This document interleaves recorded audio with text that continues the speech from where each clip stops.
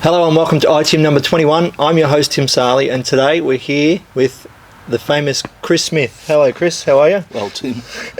Chris, very well known for wearing a helmet in the mid-70s in the VFL with the Fitzroy, and also leading the Brownlow in 1980 and not being invited to the ceremony of the Brownlow medal. So got a bit of a story there. So if you're a sports lover and also someone who owns a business or is striving to own a business, then stick around and listen to this, because it's going to be lots of insights and lots of tips from the great man. So, Chris, over to you. For those who don't know you, tell us a little bit about yourself. Yeah, well, I'm 65 and married, 2 kids, 4 grandchildren, and my wife's a Shepparton girl.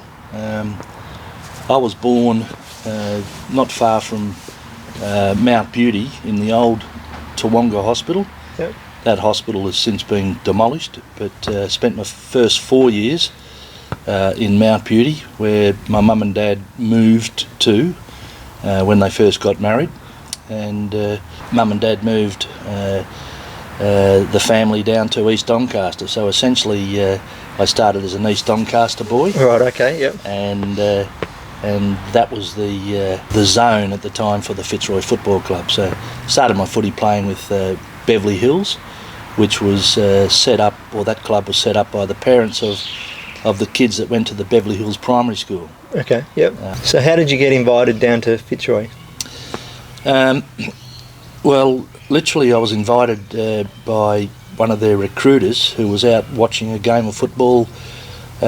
We played on Sundays in our junior competition. It was the Doncaster and District Junior Football League, and I was at Park Orchards one day, and a recruiting officer spotted, I think there was about 3 or 4 of us that he was interested in, and we got invited to go down to participate in what they were developing as a special training squad. Okay. Yep. Yeah, so it was, as a 15-year-old playing under 17 football, I was invited to go down, and I sort of stuck with it. Yep. And eventually became the first graduate of that special training squad to play senior football, which I did at the age of 17. Yeah, yep. And that was in 1973, was it? Was it Yeah, first year? Yeah, 73 was my first senior year. I played 9 games that year. Yep. Can still recall the first game. What do you remember most about that year? What do I remember most about that year? Possibly that first game. Graham Donaldson was the coach of the senior side. He was a former ruckman from Carlton. And I recall him saying to me before the game, he said, Smith, you're on Baden Jawolski this particular day. It was down at the Junction Oval. We were playing Hawthorn, and Baden Jawolski was one of their key, he was a gun halfback. Yep. It was an import from somewhere, I can't recall where, but very good player. And he said, Smith, you're on him. Take him wide. Get him right out on the boundary. And I was listening to the coach very intently, and I thought, yep, I'll do exactly as he says. Yep. So out I went. I had my heels on the boundary line and pretty much doing exactly what the coach said. Jawolski got best on the ground and I got dropped the next week. Learned he wasn't paying any attention to me. He was just out there to get a kick. And the lesson I learnt that day was, you can listen to your coach, listen to the coach, but you don't always have to do exactly as they say. Yeah, there's only one person that gets the blame for not, getting involved in the match physically, and that's you. So since then, since that day, I thought, no, if I'm out there, I'm going to do my best to get a kick. The other thing, I guess, was a bit of a prophecy on that day. My first kick in senior footy was a shot at goal. Yep. Probably 25 metres out on a very slight angle. Yeah, out on the full. Right. So, hence, for the majority of my career, I played defence, and I think I played the first 3 seasons as a forward. And they tried to make a full forward out of me. I could get my hands on the ball, but I was a hopeless kick. I think I kicked 58 goals in my career. Most of those were in the first 3 years. And 1 year, I was heading towards winning the club's goal kicking. I had 32 goals. Partway through the year, along came this gun recruit from Assumption College by the name of Renato Serafini. You might have heard of that name. Yeah. He and his younger brother Lorenzo played footy at Fitzroy with me. Anyhow, Renato was known as a top forward. Anyhow, he played 9 games that year. Yep. He kicked 34 goals. I played 22 and kicked 32, and he beat me for the one and only chance I had at winning the club goal kicking award. But anyhow, that was the prophecy. So you were down back. Defender, defender, not forward. Yeah. Yeah. And so, Chris, in 1980, you were leading the Brownlow medal in round 6. Is that right? You got a bit of story to tell about that? Yeah. Well, I was okay. So 1980, Fitzroy were wooden spooners that year. Yeah. We'd played finals in '79 and we made finals again in '81, but in 1980 we were wooden spooners. Yeah. Anyhow, I'd had a reasonable year, so much so that with about 30 votes to be counted on Brownlow medal night, I was leading the count. Yep. And potentially going to cause some embarrassment to the league. And the story goes... You weren't invited to the yeah, celebration. I wasn't invited, so I was at Yeah. home in my dressing gown, Yeah. like a lot of players do. It's always a thrill to at least get one vote on Brownlow Yeah. medal night, and hear your name called out. But no, I was at home with the pyjamas, having a VB stubby with my feet up on the on the stool. Anecdote that Leon Wiegard is responsible for, I guess, is that late in the count when I'm leading on 16 votes with about 30 votes to be counted, Channel 7, I think it was, goes to an ad break. Yep. And Alan Mick Aylett, the president, says to Jack Hamilton, the general manager, because back then the general manager would be handing the vote cards to the president, who Yep. would read them out. So so the anecdote is, during the ad break, Alan Aylett says to Jack Hamilton, he says, "Jack, who the bloody hell's this Smith bloke? He's not here. He could win it." And Jack apparently said back to Mick, he said, "Don't worry, Mick, while I'm handing you the votes, the bastard's not going to win it." Anyhow, so it's funny to be remembered for something that you never achieved, eh? The bloke that was leading the count. Did you really win it? No. I actually came equal 6 to arguably one of the best players to ever play the game, and so I came equal 6th with Lee Matthews. Yeah, right. Yeah. Okay. Yeah. My claim to fame. Yeah. Now you got knocked out a few times early on in your career, did you? Yeah. Is that where the helmet came about? Yes, in that early phase of my career, I suffered 3 concussions. Yep.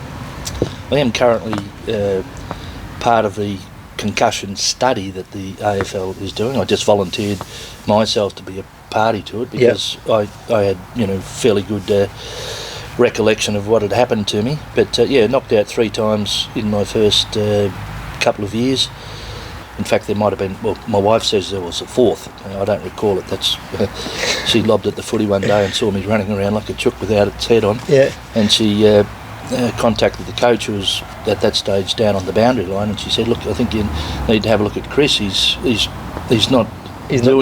doing stupid things. He's flying for the ball before it gets there. His timing's out, and he just looks as if he's got a bit of a, there's a problem." Anyhow, as it was, I was concussed. I didn't know. And you couldn't remember the Quite often, that's just it. You don't realise at the time. Yep. Other people have to make judgment calls. But the helmet, okay. The other thing that was giving me some problems was migraine attacks. Yep.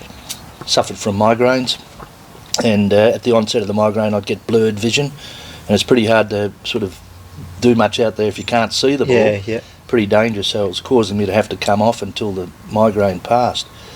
Anyhow, I spoke with the club doctor and eventually got to see a neurologist, and the neurologist diagnosed me with having what's called footballer's migraine. Okay. It was a well-documented issue, and we spoke about how to, minimise the onset of it, or the number of times that you might get it, and it basically had to do with being well rested, being fit, and keeping an eye on your diet. And there was one other thing that came to my mind was that, okay, what else can I do to stop or minimise the impact of the knocks? Yeah. And that's where the helmet thing came. Yep. Not necessarily going to stop the concussions, but I thought, well, if we can minimise the incidental knocks, it might just help, minimise the onset of the migraines that sometimes were initiated by knocks. And I sort of developed a bit of an association with wearing the helmet, despite the abuse that used to fly or come at me from behind the fence. I was often asked to get on my bike and backpedal out of the stadium. Collingwood supporters weren't very kind to me. And you barrack for Collingwood too, yeah. Yeah, particularly when I was, say at full forward and, But yes, it was a bit of a comfort for me, and I stuck with it, and I still have the helmet. Yep. I bought a couple of helmets for some teammates of mine. At one stage, the half-back line was referred to as the half-helmet line. The three of us had helmets with different stripes painted on them. Yeah. But anyhow, I don't think the helmets are going to become fashionable in the AFL anytime soon. But I believe there's still a lot of junior footy clubs that are mandatory. That made them mandatory for the kids while they're learning the game. The danger is if you believe that the helmet's going to protect you, you start to use it as an instrument of destruction. Right. And then in so doing, you're only putting your head in the wrong places. Yeah. So anyhow, while you're learning the game, I'm an advocate for the helmet as being part of the uniform, if you like. Well, in your time with Fitzroy, who are the best players that you've played with, or even against? Well, Gary Wilson was undoubtedly the best player that I played with. Yeah. He's a multiple best and fairest winner, and came very close to winning a Brownlow medal on at least a couple of occasions. And he was only a slightly built player, very skillful, and the opposition teams used to try and pull him apart. Yeah. But Gary Wilson was an excellent player. We had a great fullback by the name of Harvey Merrigan. He was a tall, say 6'3", but very athletic. An exceptionally good player. And we had a very good ruckman in Ron Alexander. He captained the team. He came across to us from WA. Well, look, there's been some great players. For the majority of my time, we weren't a winning team, but we became a winning team. Yep. Yeah. And there's been some strong bonds forged through the struggles that we had, as well as the victories that we had. Yeah, for sure. Yeah. And so, how did you meet Carmel, your wife? And she brought you back to Shepparton, I'm guessing. Yeah, we met at the MCG, grand final day, 1974. Okay. Yeah. And we married 3 years later. And she was doing her nursing at the time at St Vincent's Hospital. Yep. And essentially she was the best mate of my mate's sister. Okay. So that's how we met. Oh yeah. In '74, I played in a grand final in the reserves for Fitzroy when we won that day, and when I went up into the stand after the reserves game to watch the senior match, Carmel just happened to be there, so we sort of hit it off straight away. Pretty much. But you'd probably had a few by then. A few years after the grand final. I was pacing myself because I also turned 19 on that night, so I knew it was going to be a big day. Yeah. Okay. Yep. Yeah. So she brought you back to after you finished your career in 1980. Well, we married and lived in Melbourne. Because I was still playing footy and still going to university. Yeah. But as you do when, a lot of professional athletes document their desires and wishes over time. You've got to have some goals and objectives. One of my goals was to move to the country. Yep. When I was no longer required to get to the Junction Oval to train. Yeah. So essentially, in 1982, my VFL career came to an end when I ruptured my posterior cruciate ligament in my right knee. Yep. And so I couldn't. I was one of the last remaining dinosaurs as the game was changing. Yep. I wasn't very quick. I was a stopper, and basically when I slowed down even more through the knee injury, I was destined, not to survive any longer there. Yeah. And that's why the move came about, and I ended up at Mooroopna Footy Club.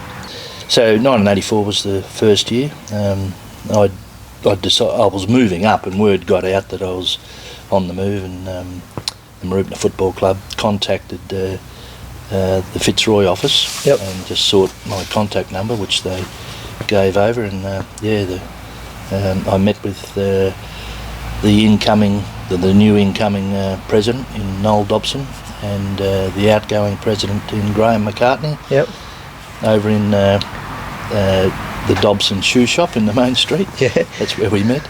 And soon after I was appointed as the senior coach for 1984. Yep. Yeah. Where'd you finish that year? Essentially we finished fifth. There was a final five, and we lost the elimination final. Right, okay. Yeah. So we made finals, but and that's what prompted me to talk to the club and say, look, we haven't really done much more than what's happened in the past. Yep. And there's, the Mooroopna football fraternity was fairly big. Yes. The whole town was behind the one club. It was a one-team town. And I said, look, the people of this town and the players deserve more. Yeah. How long have they got to wait for, the ultimate success, which, is winning a flag? And I said, if you want to win a flag, we need to get serious about topping up the talent pool. Yep. And that's where Noel Dobson decided that he would, honour that request. Yep. And they went about getting players, a lot of which were players that had drifted away from the club for one reason or another. And we added to that talent pool, and we became a gun side. Yeah, right, okay. Yep. So, I was able to get the team fit. Fitness is one thing. Yep. It's one thing you can't, if you're a player, wanting to do your best, you've got to be fit. So in '84 we got fit and we made finals, but on the day, fitness can win you early matches or early games in a season, but inevitably it doesn't necessarily win you finals because the rest of the teams have caught up with their match fitness and what have you. So we had to add to the fitness aspect and the talent pool. And get some more talent. So Noel Dobson, may he rest in peace. Yeah. He was the man who was principally behind that recruiting campaign. Yeah, okay. Which caused a bit of a stir throughout the local area, because there was letters that were there was a pro forma that was written and given to our expanded recruiting committee, and and they were told to do their best to attract the attention of some gun players. Yep. So but there wasn't a lot of subtleties in it. They literally went into the rooms after the other competitions' grand finals were over, and while the players were still sweating, they'd be putting the piece of paper on their lap and say, "Here, have a read of this, and if you're interested, give us a ring." So I ended up getting my knuckles sort of wrapped by Tom Carey, who was at the time, I think, the regional director of country footy, and he just told me that that's not the etiquette that you use. And I said to him, Tom, we were serious about our recruiting campaign, and I wasn't going to beat around the bush and letting the word out. Yeah. And but the word got out. So the front or the back page news in the local paper actually helped our cause, I think. Yeah, right. People knew that we were serious about getting some players. Yep. And it didn't break the club financially. As I said, a lot of the players were keen to return to the club, and they sensed that it was going places. Yep. And whilst I think a genuine premiership team is not just made of players who want money. Yeah, they want to be there for success. They would give up the money to be part of the success, and that's how it sort of rolled on. Now, our relationship stems back probably about 25 years now. I first met you when I signed up to one of your pre-season training. Yeah, back then, pretty much. I think we called it the Chris Smith Preseason training program. Yeah, and I think it started from October and went through to early December. before Christmas. Yeah, that's right. Yeah. And back then, a lot of the pre-seasons in the GVL didn't start until January. It was quite tough, I must admit. We did, I think we did 45 minutes in the gym before we went out to train. Then we did 45 minutes on the grass. And I know one time we had to do 50 100 metre sprints in 45 minutes or something. We had to do it. So we had, each run was I think about 15 seconds, and then we had 30-second break, and we had to go again. And we had to do so, and you kept reminding us that it's only 5 kilometre run. It's only a 5 kilometre run, and that's what I can remember from that time. Well, back then, I guess it had to do something, but I thought it might be able to make an impact amongst some juniors or people that were transitioning from junior football to senior football. So it was really a modified elite training program aimed at little increases, incremental increases in the stress level that over 10 weeks, you guys, it was designed to allow you to progress and hit the ground running ahead of the pack as the next season arrives. So, and if you hadn't had, and I guess there was a little bit of prowess that come with it. I was, a Golden Valley League or a Mooroopna senior coach, premiership coach. Yeah, you had some credentials behind you. So I was pretty keen on sort of passing some ideas and experiences across, and you guys really were committed to it. I only had to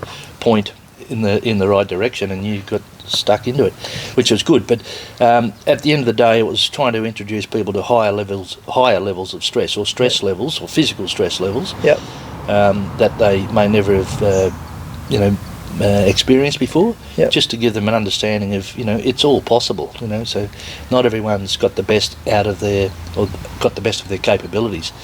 And the concept of running, 50, 100 metre sprints.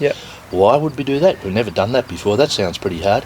Not really. It's doable if you've got a reasonable level of fitness, and if you're given time. Day one you knew that in 10 weeks' time this is what we're going to do. And that was in our last week. We had to complete that. And it was all measured. No one pulled any muscles, but it meant that if you're in a game situation, things were getting tough. Well, what's tougher than 50, 100 metre sprints? We'd been through the rest. Tough parts. Exactly. It's like if you've climbed the mountain once, you can certainly do it again. So it gave people confidence and understanding of what they're capable of doing, or at least introduced them to things that they might not have thought they were capable of doing. Did you use that same philosophy when you were at Mooroopna in 85 and 86? Yeah, very much so.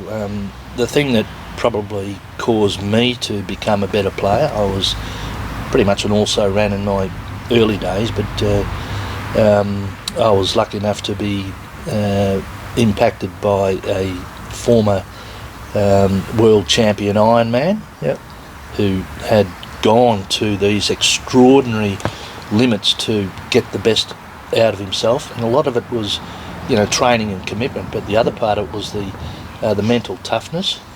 And so it was really positive thinking. The concept of thinking positively about things caused me to be a better player. Visualising, mental visualisation before, during the week in the preparation to the game. If there were any negative thoughts, or what happens if I drop that mark, sort of thing.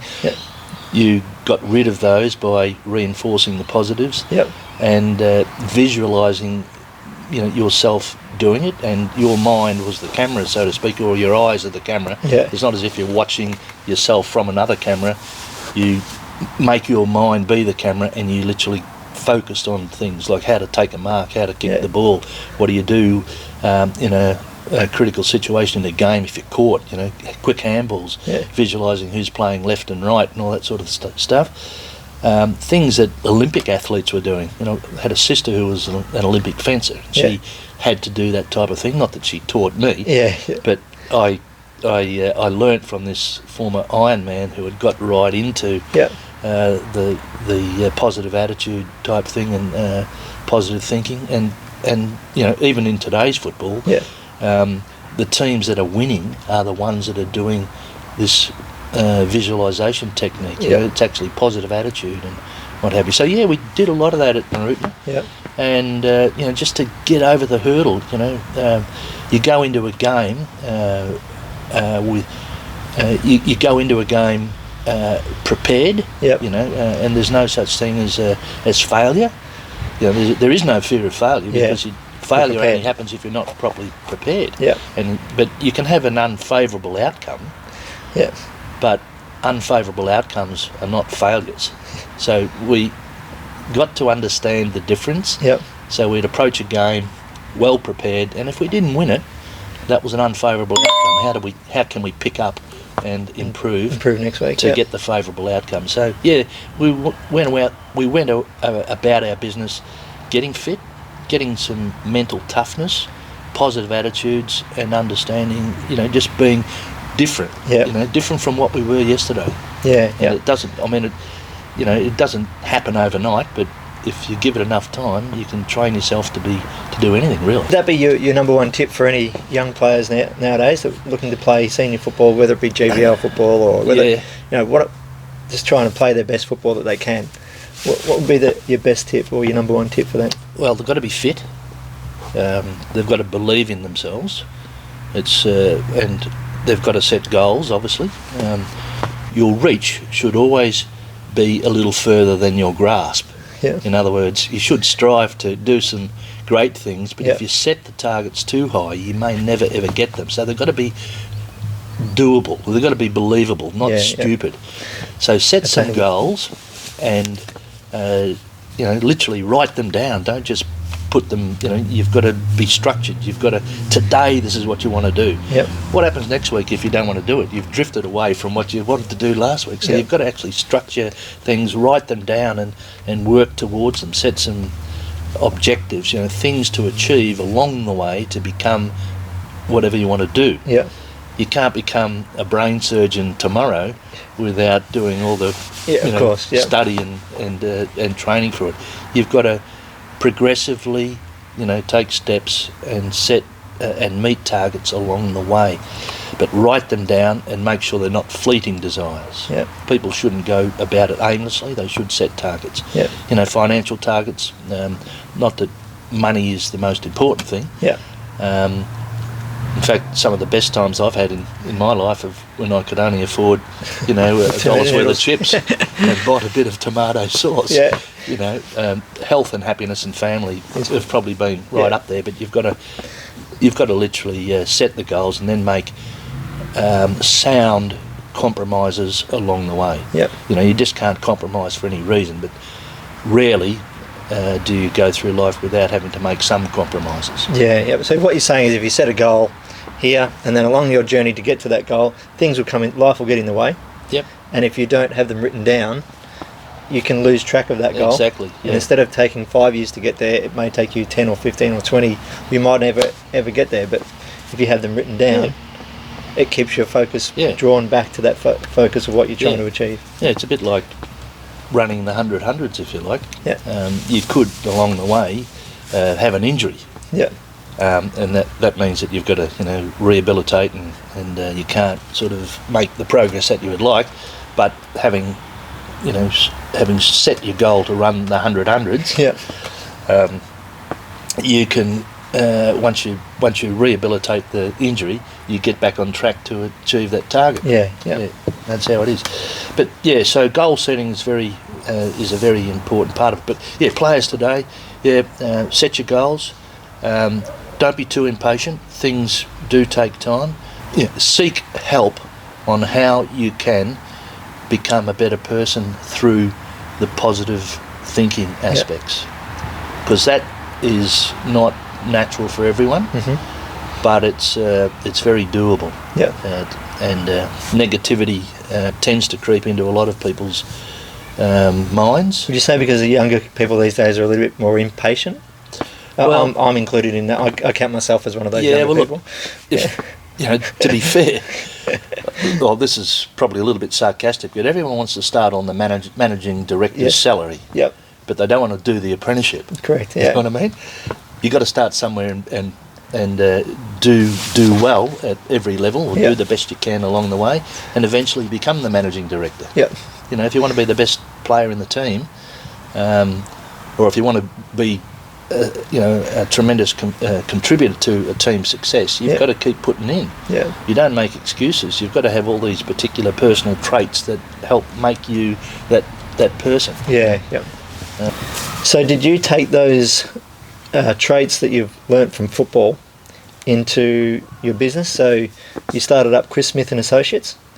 Tell us a little bit about that. Yeah, pretty much. I guess, well, at the age of 50, I started to get a little bit tired of the multinational corporate spiel about how the most important person in their business was their employee. Yeah. And when the reality was that the most important person in their business is the unit holder. Because inevitably when things start to go bad, it's the people that get the bullet. It started to dawn on me that a little 20-person company that I was working for in Shepparton, hardly even a blip on their global radar. So California was where the head office was. Where is Shepparton? Yeah. And so I said, look, maybe it's time now to open my own business. Yeah. So I just thought that I'd, and I've been doing a lot of construction management, contract management type stuff as a civil engineer. And my father actually started his business late in life too. I think he was in his early 40s when he started up his trenching company. He was one day he was supervising people who were digging trenches to lay underground power in and around the metropolitan area, and the next day he was the contractor. So maybe I just had a bit of dad in me in terms of wanting to do something else. So I thought I'd start my own two-person business, which quickly grew into a 20-person business. But so the sorts of things that I took with me were those personal traits that I had as an athlete. Team environment, number one, and all those things that are expected of you in the business world. There's timeliness. Setting targets would be one. Well, we had to set targets. Timeliness and perform. We had to perform. There's things like you have to be honest with your client. Honesty is part of it. You had to have integrity. Integrity is, I think sometimes that's probably the thing that irks me most about a lot of people who don't have integrity. So I sort of went about the business expecting, I guess, that others would have the same attitude. And I had worked with most of my former partners as employees. They were colleagues of mine, and so there was a lot of trust. And we worked well together. We had a good product. We'd been designing subdivisions and the like for a long time. So so we had a good product, number one, and we were fortunate to have some good clients. So in 2006, when I left my former employer, and others followed me. It wasn't an orchestrated walkout, but the others. Did you put letters on their on their knee? No. I was very careful. I knew very well that you could easily be taken to task by a corporate entity for stealing. Their lawyers their business, but as it was. The business was not or didn't exist without the people. And if the people aren't interested in working for that entity, then they had nothing. But anyhow, it ended up being an asset buyout of the previous business, and it just proved the point that the most important thing in anyone's business are its people. And the people left, so does the business. So we ended up. I ended up having started the business, I ended up incorporating another 9 people, so we ended up with 10 partners in business. What's the challenges around that? The biggest challenge is just the communication aspect and giving every everyone an appropriate amount of time, a bit like a football team. Not everyone needs the time, but there are some people that need the time, whether it be training or counselling or just their inquisitive nature. So I did spend a fair bit of time just keeping the peace between a lot of people. And it gets a bit trying at times. Hence the reason why my next business, I think, is going to be a board of directors of one. So you're retired now? I'm retired now. I'm a maker of sticks. And that doesn't challenge me all that much, but it keeps my brain working. It keeps the right side working. The left side's been working for a lot of years, but just the art, just using a bit of artistic license to shape sticks and what have you. Doesn't sound all that challenging, but it's kept me busy for the first 2 years of retirement anyhow. Well, I heard you and Carmel were taking off, and I said, well, I want to catch up with you before you go, because yourself and Carmel are one of my favourite people to talk to. I do enjoy sitting down and having a conversation with you. It's been great. So what, just to finish off, is there anything that you wanted to say to anybody that's stuck around watching? Well, given that Carmel and myself have recently sold our house here in Shepparton and have bought a new one down in Leongatha, which is close to where our daughter and two of our grandchildren are. I'd like to thank all those people in Shepparton and throughout the Golden Valley that have supported me and Carmel. We trust that we've had a positive impact on the community while we've been here, and we'll be leaving a lot of friends and acquaintances behind, I guess, but that's just part of life. And closer to family now? Keeping family close to us, which is important. But no, thanks very much for all the support and friendship that has been extended to both myself and Carmel over the years that we've been in Shepparton.